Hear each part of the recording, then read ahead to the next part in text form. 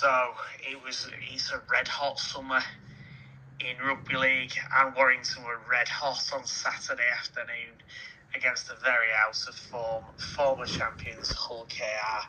The heat and the games get bigger and quicker, and Warrington will move on to Leigh. Adam, welcome to the podcast. Hull KR.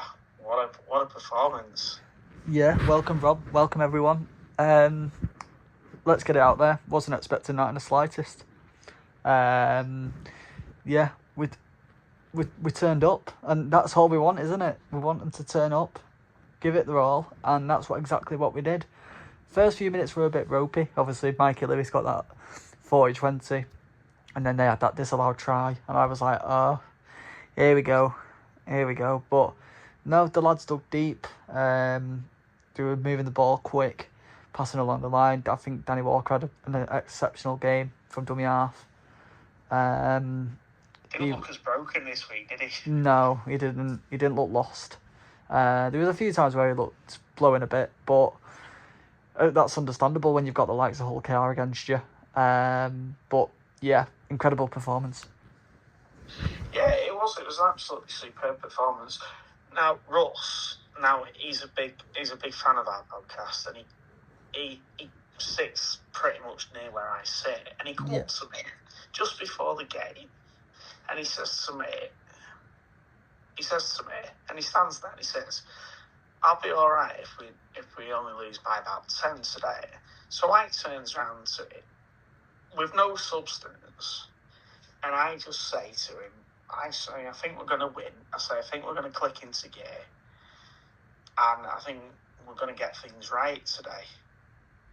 And missed it meg over here.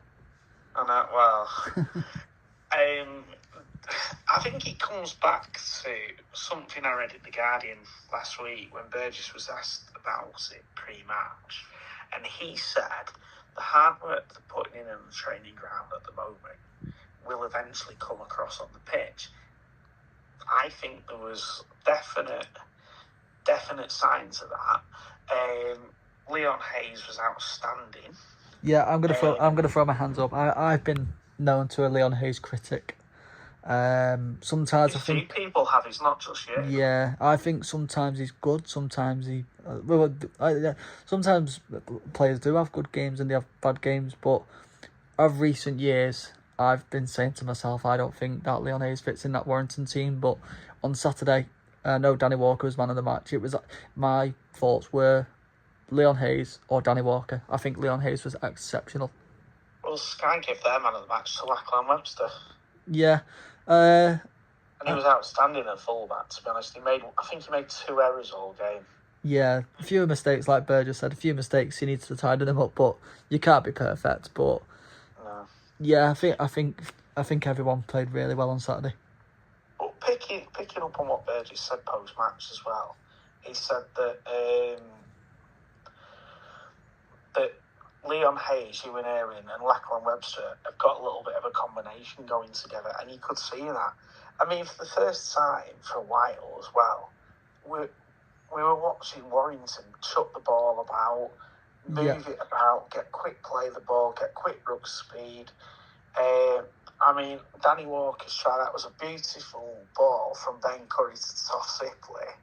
And Sipley had Danny Walker to finish off, because I don't think Sipley had gone halfway, to be honest. He was looking around, he was like, oh, please someone give me an option.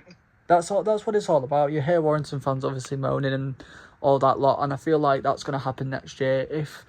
And that's what a few Leeds fans have said. Brodie Croft isn't good, and obviously I think they're being a bit salty in my opinion, but he's good because he's getting the balls off Jake Connor. And that's what Warrington fans, I feel like, are frustrated about every time.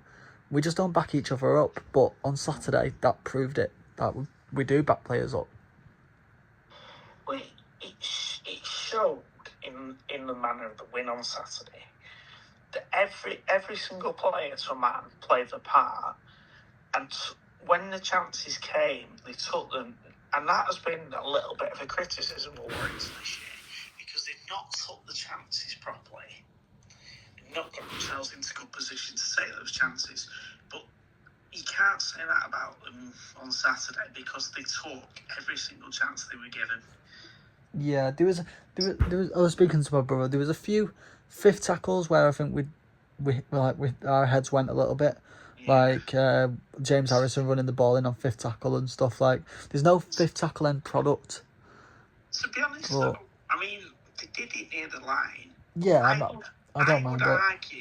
I would argue those fifth tackles near the line were tactical. Yeah. Because you're too close to the line to kick. So your next tactic there is to get it as much as drive the ball into the corner as a man and turn the ball over on the 10-metre line. And yeah. I think that's what they were. I think there's a little bit of tactics in that. I don't think it was because they didn't have a kicking option. They didn't have a kicking option. I think there was the second option of just going into the corner, just driving it in, taking the tackle there, and then turning it over and making Hulk work from deep, which I think worked quite well. Yeah, there is that outcome of it. Didn't realise that. I don't think they're going to be doing it all the time because they will look to put the kick in. And I've got to say that Leon Hayes and Ewan Irwin's kicking was outstanding. Yeah, very good. It was very good. They backed themselves and they turned Hulk around and they were finding the floor a lot. I mean, were Hulk bad or were Warrington good?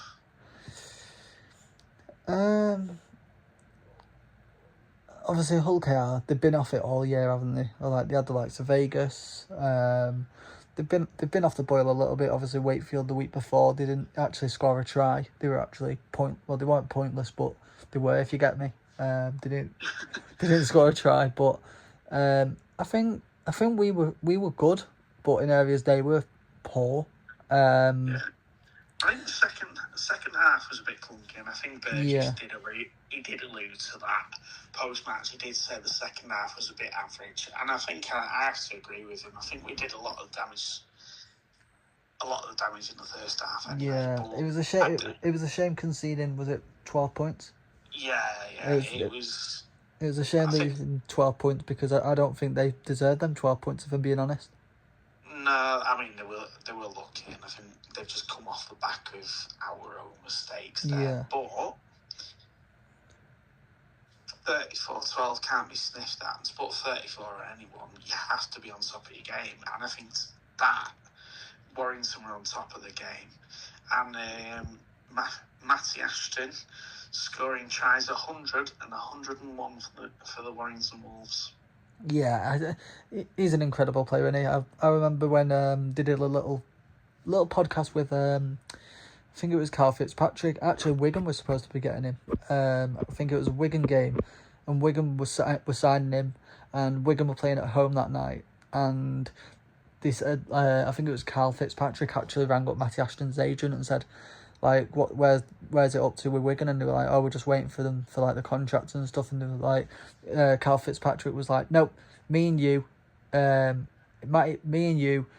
Swinton, Warrington, like the other board members of Warrington, we want this deal done before the end of the game, and we managed to get it done in 80 minutes. And so imagine Matty Ashton in a cherry and white. It's not a good look now looking back, but yeah, he's been an exceptional signing from Swinton. I was a bit concerned why we've not been playing in fullback. I know obviously Burgess came out and said that he's not really. That's where he played his debut. I think it was against Toronto, in 2020. But yeah, that lad, he's an exceptional talent. He's a finisher. He's fast. Yeah, he's definitely in the England squad in my eyes. He's a talent. Yeah, he's been starved of good ball recently, and I think he showed on Saturday, once you let him loose with good ball, yeah, he can do anything. He can strike from anywhere, and it was a great break for his first try by Toby King, and good ball to, and also for his second try, it was good vision on the kick by Toby King to just put that little measured kick in. I feel like in essence to just dive in. I feel like sometimes this year Toby King's been a bit greedy and got on his own, and he should have passed to Ashton, but Yeah, no, Saturday was clinical and good execution by Toby King and good finishes by Matty Ashton. Yeah, I mean, James Harrison got the ball rolling with it was a great try. Just absolutely waltzed through the whole guard defence and left him on the floor. Yeah, there was just the gap was just massive. I could see it from where I sit. I sit in the east stand. If you do sit in the east stand near close to the south stand, come and say hello. I sit in the northeast corner there. But yeah, you could see there was a massive gap. I don't know what was up with Hull KR. If I was Willie Peters, I'd be fuming. And I heard a few people saying, would you sack Willie Peters? And I was like, are you joking? Like, he's going at the end of the year. And they were like, yeah, but still, you can still get rid of him. But no, I don't think they will. But I don't think they will. But I mean, Gareth Dunning on the Warrington Guardian podcast made a good point, and I think it is something that they've got to be conscious of. Is that announcing Willie Peters is leaving has got to have had an effect on them, because it takes the mind off, because they'll have been sold before it went public. Yeah. So it takes your mind off. Yeah, a bit like us with Steve Mack. I feel like, obviously, a few people have said that our focus shifted a bit when we announced Steve Mack was leaving, but like I said to you, yes, it's the assistant coach and we need to obviously get on with it, but it's not Burgess. Let's just remember that. Burgess is still the head coach. Yeah. They said that, obviously, Burgess, that, as I keep saying week in, week out, is that fans for him. They said that Steve Mack's not going to be doing the interviews. It's going to be Burgess because he is your head coach. Yeah. But he's the one putting the tactics together and things, isn't he? Yeah. Whereas Willie Peters, he is the head coach. He's the one that's driving Hull KR. Yeah, I heard, obviously, sorry to interrupt you there, but players are, like you said, players are going to have it on the back of their mind and say, am I actually good enough for this club? I know that sounds stupid and people think, like, of course they are, but I heard a few people slating the Samasso, or whatever his name is, Samasso Sue contract 1 year extension, saying, stupid in my eyes, we should have given it to someone else, because they don't rate him at all. Obviously, he's a good player, don't get me wrong, he's a good hard-hitting player and he's a good prop forward, and that's what you need, but I heard a few Hull KR fans who weren't happy with that decision. Yeah, it's well, I don't know. I mean, it's hard because we're not Hull KR fans. No. But I mean, I thought Hull KR fans rated him quite highly. Yeah, there was a few people on the comments on Facebook saying couldn't believe it and stuff, and I want to ask you a question this time, Rob. Yeah, go on. Good. Was that crowd by Hull KR on Saturday good? Was the crowd, like the turnout for the Hull KR fans, was that good enough as a Hull KR as reigning champions? Was that good as a following crowd? No, I would have expected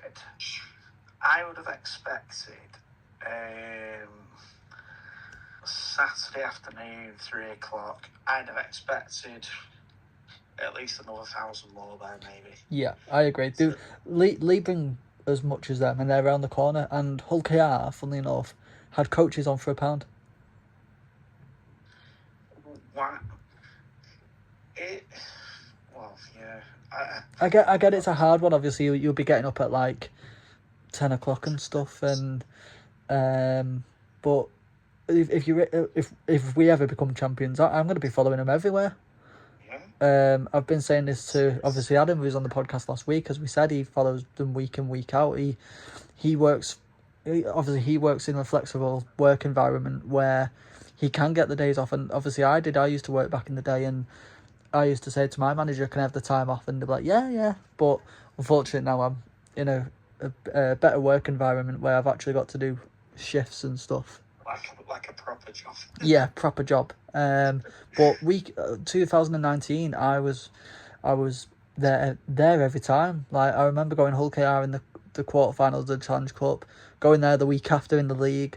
I was everywhere that year. But yeah, if Warrington became champions, I'd be following them everywhere the best way I can. I know obviously prices have came into a bit of effect. Like this weekend, it's £30 for an adult ticket at Leigh. Wow. And I know I'm a massive Warrington fan, but I hate to say it, I will not be going to that. Yeah, I mean, you've got to watch your finances. I mean, I used to love going to away games. I mean, admittedly, I've not been to as many as I'd like to have done recently. But that's just time and circumstances. Yeah. And where I can fit it in, I will. Yeah. That is literally that's life, isn't it? Because you find that you've got there's other things that come up in bits and pieces like that. Yeah, absolutely. I know it obviously leads round the corner, but it's other circumstances. Like I'm going on holiday myself. Like these holidays don't pay themselves. Do you know what I mean? No. I mean, I've got a 5-year-old, so she keeps me busy. Yeah. So we all have things, but so stand out. I'm just going to go back to Hull Car. Yeah. We'll talk about their standoff in a second. Standout players from Saturday. You can go obvious or non-obvious. Yeah. So obvious. I'm going to go 5. I'm going to go 5, and they're going to be obvious and not obvious. I'm going to go Leon Hayes, Danny Walker, Lachlan Webster, Ben Curry, and I'm going to say Toby King. Nice. I like your list.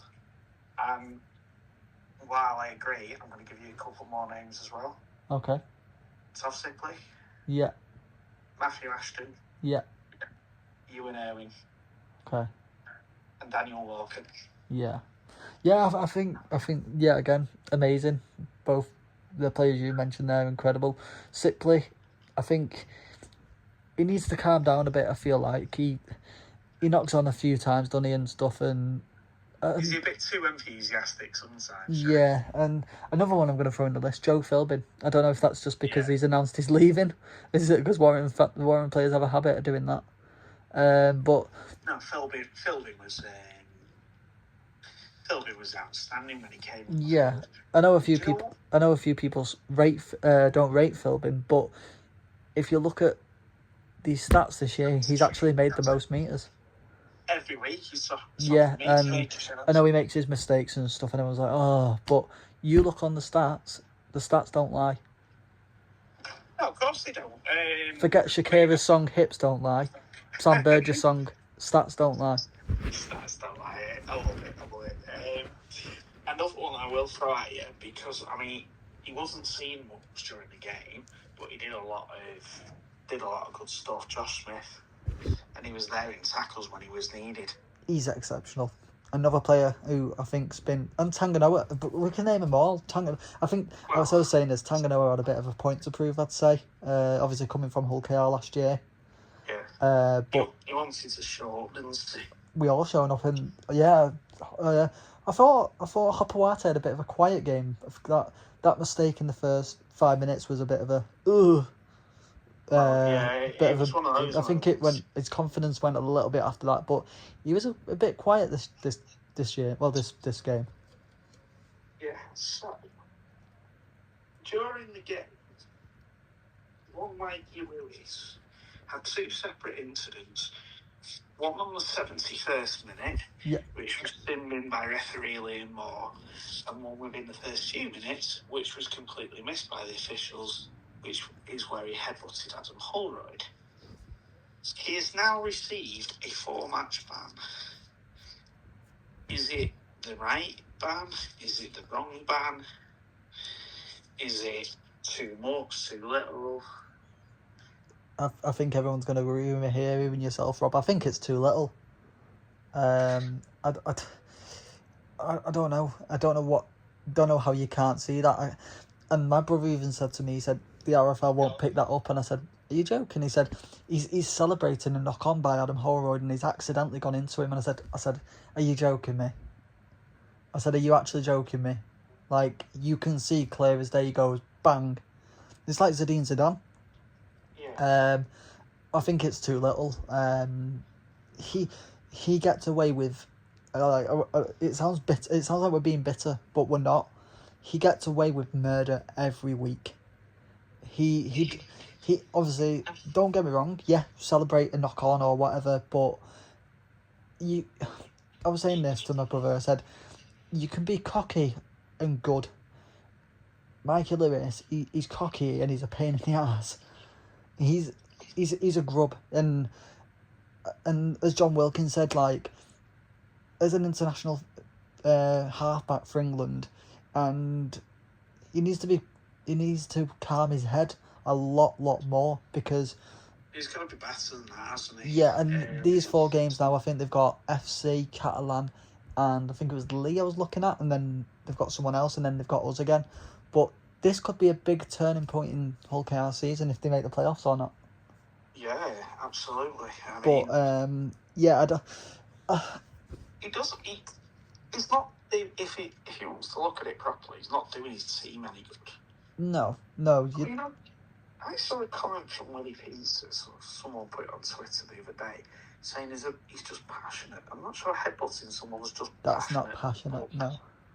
I'm not sure how you read that one. But I think it's too little. In my eyes, that would have been a 6-match ban in my eyes. But I'm not on the RFL committee, am I? No, we're not privy to know what the guidelines and everything is, but yeah, I mean, he had points already. Yeah. And then the late hit, that was a bit of a, don't know what. His head had gone. His head had gone from that headbutting incident. His head had gone. He was telling a few fans in the East Stand to do one. Obviously, because we'd knocked on, because we were all like clapping in and obviously being sarcastic with him. And I just don't think any sort of behaviour like that, where the headbutting or taking players off the ball, I don't think anyone can justify that. No. I can't even remember who was on Sky's commentary on Saturday, but they were trying to say, he was committed to tackle at first, and then they looked at it again, and someone always took him off the ball. You can't justify behaviour like that. No, even it's bad when the NRL are picking it up and they're posting it all on their social medias. Oh God, yeah. But yeah, the thing about Mikey Lewis is, as well, is my brother tells me all the time, and the more he says it, the more I actually agree with him. He's like a baddie from a pantomime. You give him crap, and he gets that. Yeah, he gets that power and exhales it into like tackling harder, like just like pushing people off the ball. He's like a bad guy from a pantomime, and yeah. So we'll just stay on disciplinary for a minute. Yeah. So I read in the Guardian, I sent it to you actually, that James Bentley was asked by Mike Parsons, the sports editor of the Guardian. Sam Burgess was asked why James Bentley was sat down, not the other way around. Sun's bleached my brain, I think. Mike Parsons asked why James Bentley was starting on the bench, and Burgess replied that I've spoken to him and he needs to sort his disciplinary out. I mean, fair play to Sam Burgess. He's got him to one side. He said, look, this isn't good enough. Sort it out, sort of thing.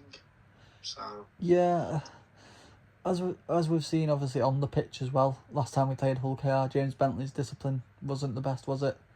No. Obviously you can't put blames on the semi-final loss, but I'm gonna say it. I think he cost us the semi-final. His discipline was all over the joint. But no, I get it. Fair enough. Like, you've got to have rules in place. Like this lad from Salford, he made his debut last week, or the week before. The 17-year-old lad, Riley Johnson. We were stopped him for interviews, and he was signing things and stuff. And he was like, quick, I've got to go because I'm going to get fined and stuff. And staff have rules, and if you're not following them rules, good on them. Like, implement them, because it can't. We can get into it all over again, but if there's some rules for some and some rules for the others, you've got to follow the rules across the board. Well, yeah. And I think when James Bentley came on again, I think he was excellent. I think he tackles anything what moves, that lad. I think he's really good. But as we saw with Duffy last year, his discipline was it stank the place out, and it was through the floor, wasn't it? Really? Yeah, and putting it mildly, it was through in the floor. Yeah, and you could smell it, and it sounds weird, but you can smell a bad vibe from a place, and I think Burgess is trying to stomp that out before it escalates. So fair enough. Good on him. I mean, people criticise Sam Burgess and you're not getting grip. He's clearly got a grip of James Bentley and said, look, this isn't acceptable. Yeah. Sort it out, sort of thing. And fair enough, James Bentley could have walked away or anything. Exactly. But he's gone, right, yeah, okay, boss. Well, and he's accepted that he's come off the bench, and if he wants to get his place back, he's got to work a little bit harder, which I think is fair enough. Yeah, I agree. Can I just say as well, I want to just say get well to my friend Barbara, who listens to us quite a lot. She had a bit of a fall last week, so she's not had a good week last week. So Barbara, get better soon. Yeah, hope you get well soon, Barbara. Yeah, so we'll just slightly off topic, and it's not Warrington Wolves related, but Super League related. Ken Davies announced he's stepping down after 30 years at Huddersfield. It's been a heck of a legacy for him, hasn't it? It has. And I mean, he's literally been the solo benefactor of Huddersfield Giants. Yeah, and I feel quite bad for him, to be honest. Like, me and you have been speaking off air, and they've got to 2 Challenge Cup finals in 2009 against ourselves, and 2022 against Wigan at Tottenham. Yeah, 2022, yeah. And they've won a League Leaders' Shield in 2013. That's it. Yeah. I feel so bad for him. We've said this before, but all that time, the crowds haven't really moved over 4,000. I mean, if you go back to when Super League was first in inception, so over 30 years, how much money has Ken Davey put into that club? Yeah. Absolutely millions and millions of pounds. And what's he got from it? Nothing. Very, very little. It's a shame. It is a shame, but yeah, I don't know. Well, they had an interview after the Wigan game, and it does sound like they are moving next year. They're not playing at the Aku, by the sound of things. Playing at Dewsbury, aren't they? Yeah, somewhere. But I think there's been some criticism, though, hasn't there? That they've got IMG points via the fact that Huddersfield have put Huddersfield Town have put new LED sponsor boards in, and they've somehow benefited off that. Yeah, but you can't rely on other teams to do things for you. Do you know what I mean? No. I mean, that's someone they share the stadium with, so it's taking credit off Huddersfield Football Club, really, isn't it? But, yeah. I would hope if someone else is going to come in.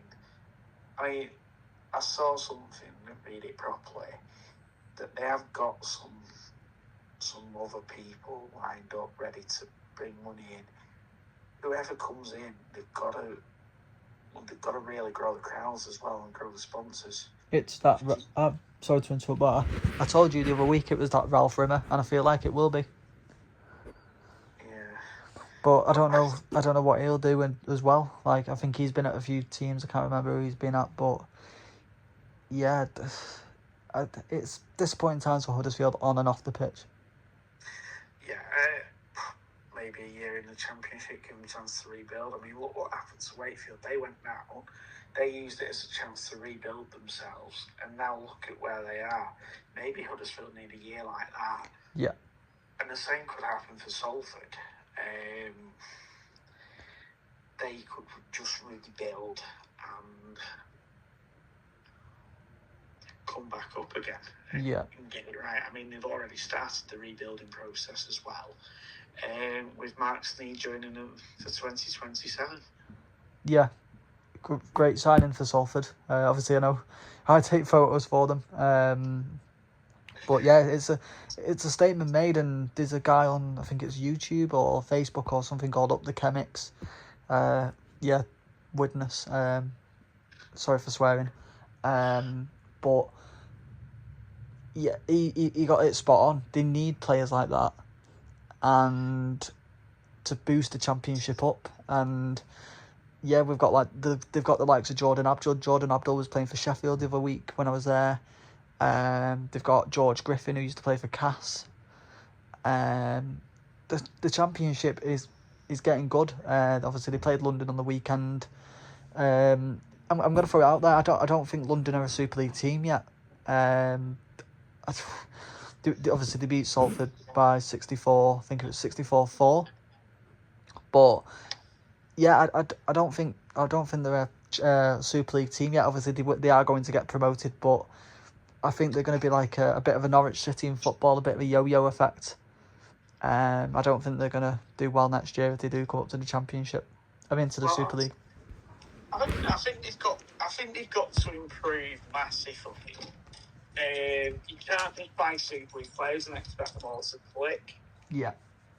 I think there's got to be an element of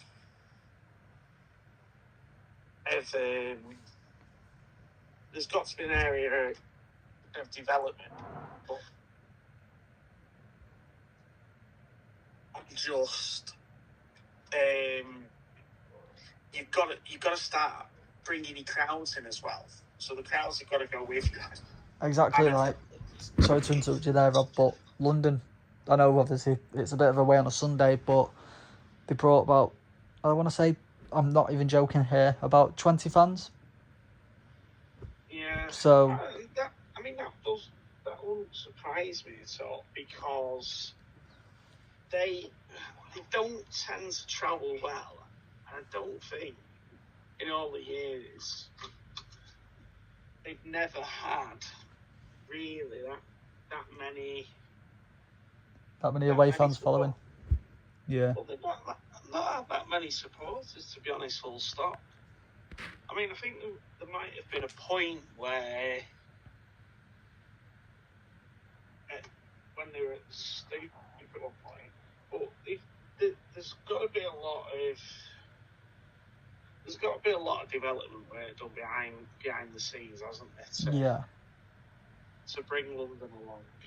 But I think it's good for Salford, and I think it's good for Warrington, because they're going to put they'll bring you Brodie Croft in next year, but they're also going to back Ewan Irwin and Leon Hayes as well. So I think all ways round, it's good. Yeah. Because what's Sneed, about 34, 35? 35, yeah. Sneed's 35. So, I mean, we've had a good couple of years out of him. They'll be able to pick him up a little bit and just ask him to work with Leon and Ewan on the kicking and stuff while he's still there. But he's got the direction of travel. I think if you want to move forward, I think Warrington are doing the right thing by backing Irwin and Hayes, and also having Croft in there as well, just to give something extra. Yeah, no, I agree. So this week we've got the Leopards again. Last time we played these, it wasn't very magic at Magic Weekend. We travelled all the way up to the Hill Dickinson Stadium, and pardon my French, we got dipped. It's a nice way of putting it. Yeah. But I don't think we've ever won at the Leigh Sports Village. Is this the time we actually turn it around and we win at the Village? Well, it could be, because all these fixtures this weekend are a repeat of every single fixture that happened at Magic Weekend. So Leeds are playing. Yeah, every single fixture is the same. That's quite cool. That's good to know. I only know that because they were talking about it on Sky and they were saying it's a repeat of the Magic fixtures, and I'm sure it is. It's York, Huddersfield, Wigan Saints, Hull and Hull, Warrington. Yeah, it's pretty much all the derby games. Yeah. I mean, it's gonna be a tough game. Have Leigh got any more injuries or not? I don't think so. No. Now, Warrington aren't reporting any fresh injuries either. No. I think it could be quite evenly matched. If Warrington come out with the commitment and desire that they showed against Hull KR and look to try and blitz, there's every chance that Warrington can go there and win. But Warrington can't get drawn into what they did last time. They got drawn into an arm wrestle, they got drawn into making stupid errors, and Leigh were playing off the back of the errors. Yeah. I mean, Leigh lost concentration on Saturday night against Hull FC. They got 20 plus points in front and then took the foot off the gas, and it meant for a nervy last 10 minutes because Hull FC came back at a big style second half to lose the game 32-22. So there is vulnerability in Leigh there. And Leigh have got strike players all over the park. But if Warrington can play to the potential, like they played last week on Saturday, there's no reason why Warrington can't beat Leigh. Yeah. No, I agree. I feel like we need to obviously fast ruck speed. That's going to be, again, from Danny Walker, is going to need to be top notch. When they bring the likes of Edwin Apape on, as we mentioned in the Magic Weekend podcast, he's a different class, that Edwin Apape. David Armstrong, their fullback, another quality player, fast off the ball. They've got Adam Cork. I'd say he'd been a bit quiet, but he is finding his groove a bit now. In the Super League, he is finding his feet a little bit. And then they've got the likes of Lachlan Lamb, who's obviously, he's a bit quiet sometimes in games, but then he stands up where you want to. And then obviously they've got another remarkable finisher who used to play for us, Josh Charnley. He's class when he wants to be. So if we play like we played against Hull KR, there's no stopping us. No, absolutely not. And we've got to just play to our strengths and not be drawn into what Leigh are doing, because what Leigh did at Magic, they peppered us and put us into a lot of errors and into a lot of making tackles that we didn't need to. Think, basic things that really we shouldn't be doing. Yeah. So, score prediction, where are you going, Rob? Well, I said it was going to be tight against Hull KR, then it wasn't. Yeah. I think this is going to be a tighter game. I'm thinking, I don't know, 26-18 to Warrington. I think Warrington, they're going to back up this good performance. Ooh, close to my score prediction. I'm going to go 22-18 to Warrington. Yeah, he's going to be within that sort of margin, because I think both teams have got points in them. Warrington have got something to prove after last week, and I think your first 20 to 25 minutes is going to be crucial. Yeah. But thank you very much for listening. We'll see you in the next podcast when we play. Who do we play next week? It's gone out of my head. It's Bradford on Saturday night. It is. Back at Alton. It is. So we'll obviously be doing more podcasting about the Bradford game. Also, I'd like to give a little shout out, not a shout out, but a bit of a condolence. My thoughts and prayers with Scott Giroux in his family. He sadly lost his battle with cancer today. What a legend of the game, Rob, eh? Yeah, an absolutely outstanding player. I remember actually getting a photo with him years and years ago and I wanted a photo of him because of how creative he was. Yeah. So yeah, I mean, I'd echo that. At 39, it's no age either. No. Obviously, we all have a fan's favourite from our other clubs who we not follow, but we like. I know people will probably slate me here, but Reece Hanbury was one for me from Woodness. I thought he was exceptional fullback or halfback, wherever he played. But yeah, Scott Giroux, he'll always be remembered as a memory in my eyes. When he did that conversion to kick the win against Saints with a last-minute try, I think I'd say that's better than the wide to West try in my eyes. If you ever get a chance to watch it on YouTube, it was when Saints had just moved to the Brewdog, as it was well known then, called the or Langtree Park. It was still known then. But yeah, what a player, and my thoughts and prayers do go out to Scott and his family at this sad time. Yeah, definitely, and that's a total shock. Yeah. I also see just another sport-wise, just another one as well for you. Kevin Keegan's died as well today. England legend. Yes. How we would have liked to watch win us the World Cup in America this year, but yeah, two legends of the sport going. But yeah, we'll see you guys in the next episode. Yeah, thank you very much for listening. See you later, guys.